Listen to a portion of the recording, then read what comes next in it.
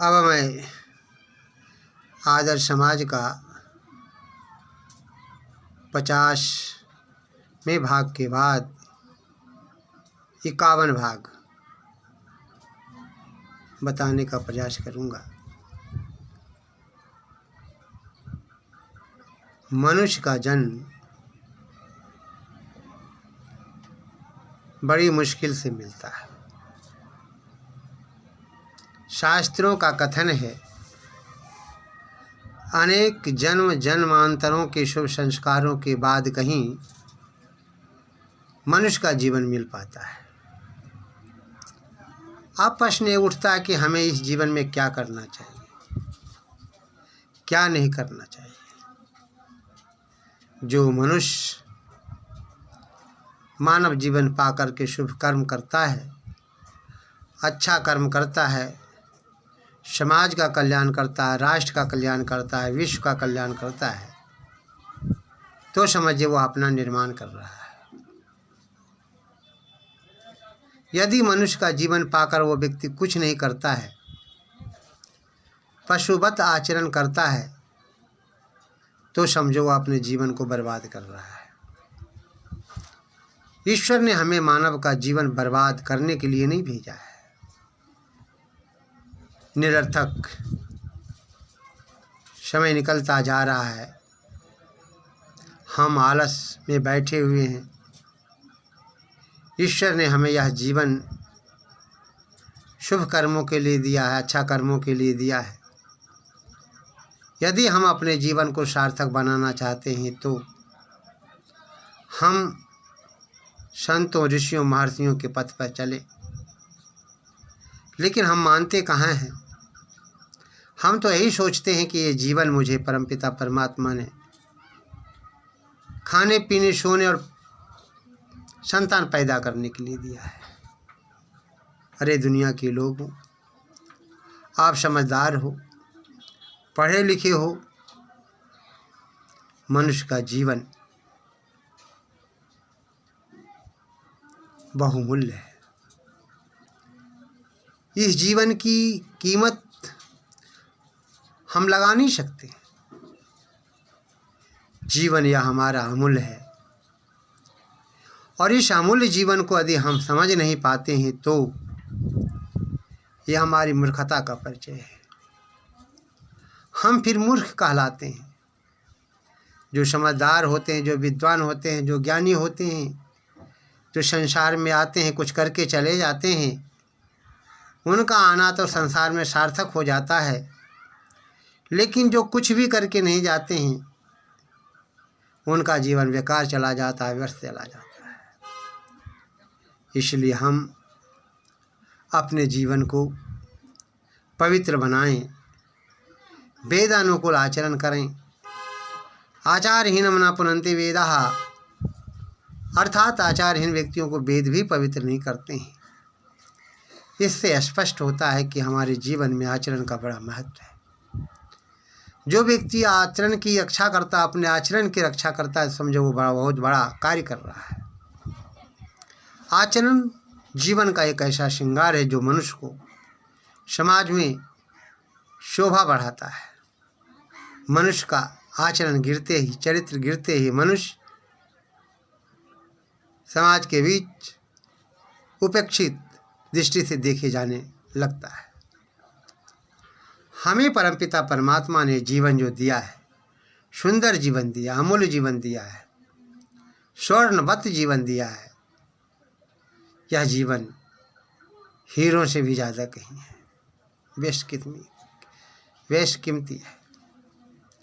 कहने का मेरा आशय है कि हम मनुष्य का जीवन पाते तो हैं, पा तो लिए हैं, लेकिन कर्मों में इसे परिणत नहीं कर रहे हैं, शुभ कर्मों में परिणत नहीं कर रहे हैं। पशुओं की तरह जी रहे हैं, पशुओं की तरह मर रहे हैं, जबकि ऐसा नहीं होना चाहिए। मनुष्य संसार में आता है, जो संसार में आने के बाद अपनी छाप छोड़ के चला जाता है, संसार उसे याद करता है। और ऐसे तो बहुत संसार में लोग आते हैं, कीड़े मकोड़े की तरह आते हैं, पतंगों की तरह आते हैं और मर कर के चले जाते हैं।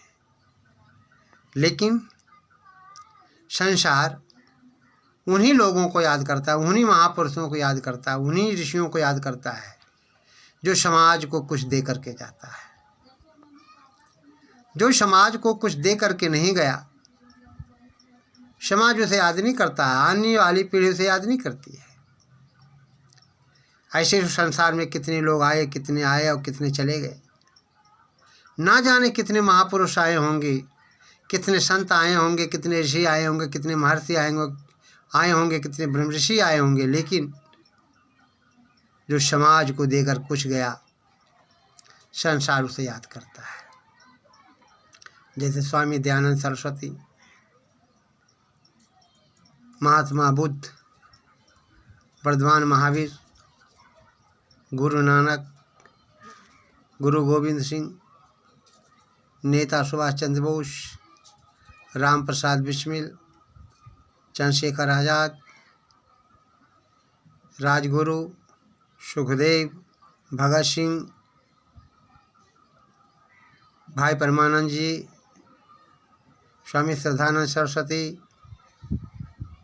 तमाम ऐसे महापुरुष हमारे देश में आए और समाज को कुछ देकर गया। समाज के लोग उन्हें याद करते हैं।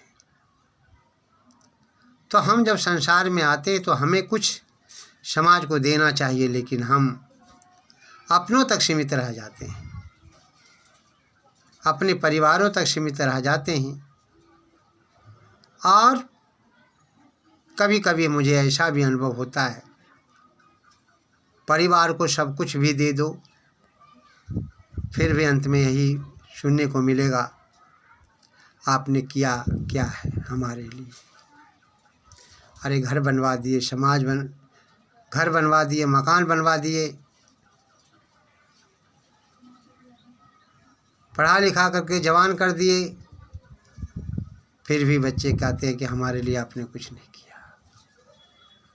उसमें एक वेदना उठती है हृदय में, अंतःकरण में।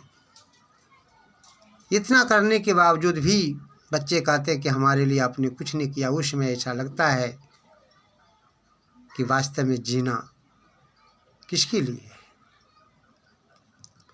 जब हम बच्चों के लिए जी रहे थे, परिवार के लिए जी रहे थे, पत्नी के लिए जी रहे थे, और पूरी जिंदगी बच्चों को पालने, पोषने, पढ़ाने लिखाने में अपनी पूरी जीवन ख़त्म कर दी, और जब बुढ़ापा समय आया तो कहता आपने मेरे लिए क्या किया है। अरे दुनिया के लोग, यही दुनिया की रीत है। आप समाज के लिए कुछ करके जाइए, राष्ट्र के कुछ करके जाइए, उस समय तो आपको लोगों को याद तो नहीं करेंगे। ये दुनिया की रीत है। आपके जाने के बाद फिर समाज के लोग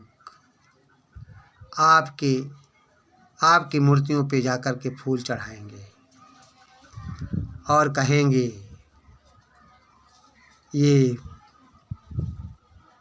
व्यक्ति जो कार्य किया है बहुत अच्छा कार्य किया है, महापुरुष है। लेकिन मनुष्य जब तक जिंदा रहता है उसे कोई पूछने वाला नहीं होता है। छोड़िए इन बातों को।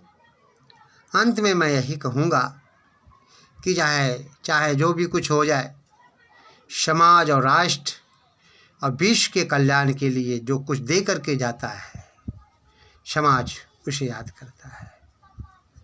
मैं भी जहाँ तक संभव हो रहा है, उपदेशों के माध्यम से, गीतों के माध्यम से, अपनी रचनाओं के माध्यम से मैं कुछ आप लोगों को दे रहा हूँ।